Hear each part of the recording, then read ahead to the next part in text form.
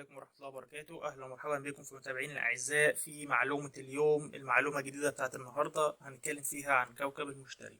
طبعا احنا عارفين إن الكواكب التسعة الرئيسية من ضمنهم كوكب الأرض هم عبارة عن أجسام داخل النظام الشمسي بتدور حول الشمس في مدارات محددة.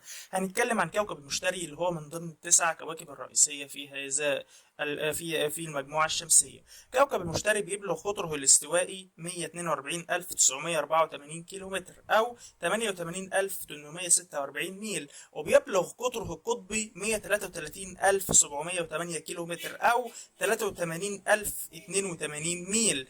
كوكب المشتري هو من أكبر كواكب المجموعة الشمسية، حيث تبلغ كتلته 317,828 ضعف كتلة كوكب الأرض، وبيبلغ حجمه 1323.3 ضعف كوكب الأرض في الحجم.